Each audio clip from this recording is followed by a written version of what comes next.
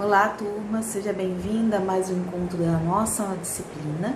E nessa unidade eu irei apresentar para vocês um instrumento face a face de comunicação direta.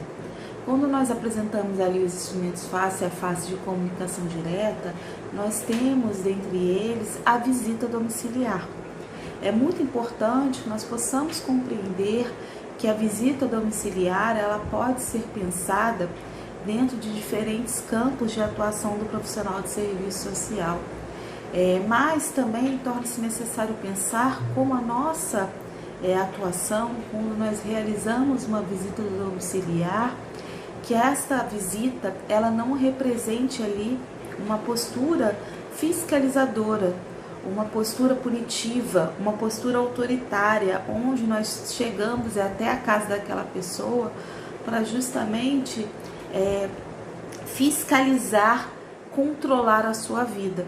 Dentro dessa perspectiva é muito importante que o profissional de serviço social, ao realizar uma visita domiciliar, tenha muito claro o seu objetivo, entendendo ali que aquele profissional ele precisa sim, na sua prática, no seu fazer profissional, garantir que as competências teórico, ética e técnica sejam ali condicionadas àquela situação, àquela visita, né? Então, é muito importante que o profissional, ele, no seu fazer ali, no seu comparecimento àquele domicílio, ele tenha, assim, a clareza ali da sua competência teórica, que ele entenda, assim, qual o compromisso, qual o objetivo daquele trabalho, daquela visita. Então, quando eu vou realizar uma visita naquele domicílio, naquele endereço, qual o meu objetivo central?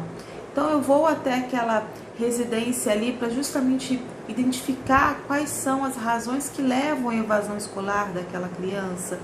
Então, eu preciso sim identificar ali quais são as condições que justamente trazem aquela situação ali de vulnerabilidade. Só para vocês entenderem de uma forma mais exemplificada, quando eu atuei dentro de um equipamento de saúde, teve a necessidade ali de fazer uma visita domiciliar para determinada família. Por que houve a necessidade? Porque era uma criança que estava internada no hospital, a criança tinha 2 anos de vida, e desses 2 anos de vida, mais da metade da sua vida foi marcada pelo processo de internação. A criança ela tinha um diagnóstico de febre reumática e aquele quadro era um quadro ali que se agravava de uma forma muito frequente. E os médicos identificaram ali que mesmo que houvesse ali a alta hospitalar, né, dentro da questão ali patológica, eles identificavam que havia também outras condicionalidades que levavam ao agravamento da vida daquela criança, do adoecimento daquela criança. E aí naquele momento os médicos, né, a gente realizou uma reunião ali multidisciplinar analisando aquele caso, né, aquela narrativa. Então na ocasião participaram os médicos, enfermeiros, assistentes sociais, psicólogos. E aí avaliou-se a necessidade ali de uma visita domiciliar. E aí no momento da visita domiciliar, a gente teve justamente esse cuidado, porque quando o profissional de serviço social ele vai fazer essa visita, as pessoas elas sempre associam como dentro da perspectiva de retirada de benefícios, né? E na verdade a gente não tem que assumir essa postura ali crítica, autoritária.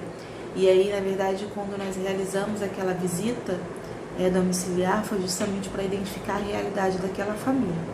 E aí, ao chegarmos, nós identificamos sim que aquela família era uma família que apresentava ali um grau de vulnerabilidade muito grande. Tinham várias expressões da questão social ali presente naquele atendimento. Dentre elas ali, a condição mesmo de habitabilidade daquele imóvel. Então era um imóvel que realmente não apresentava condições ali de forma que aquela criança tivesse repetidas situações de agravamento do seu quadro clínico, e aí foi necessário ali pensar em estratégias que de fato conseguissem ali atenuar aquele sofrimento daquela criança, dentro, obviamente, ali das políticas públicas que eram cabíveis, né? Então, é muito importante que quando nós realizamos aquele atendimento, em momento algum nós deveríamos ali ter uma postura de justamente uma postura autoritária, de criticar aquela mãe pela condição ali de habitabilidade que aquela criança está vivenciando, até porque a gente sabia que aquela mãe, ela estava desempregada naquele momento, a única renda dela era o seu benefício ali, era o seu programa, ela estava incluída dentro de um programa de transferência de renda, então o acesso à renda era unicamente através daquela condição, ela era composta por uma família monoparental.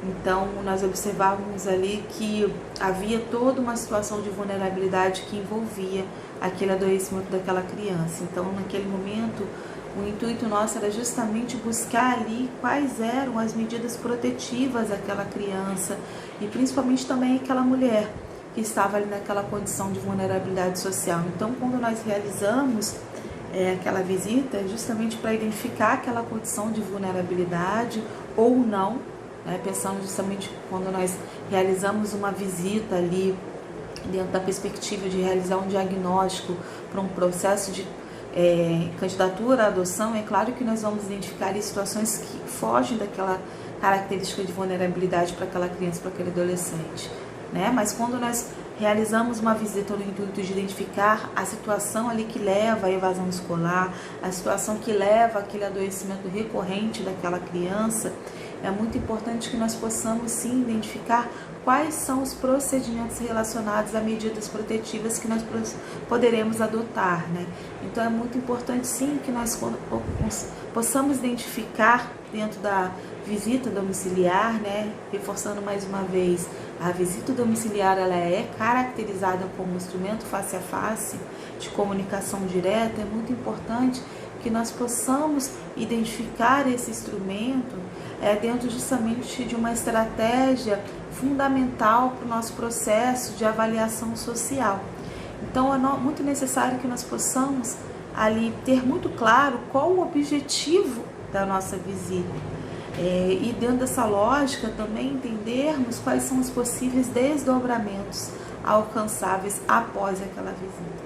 Reforçando mais uma vez que a nossa atuação, ela nunca, jamais deve assumir ali um posicionamento de controle ou de fiscalização, e sim sempre pensando dentro da lógica de promoção de direitos, né?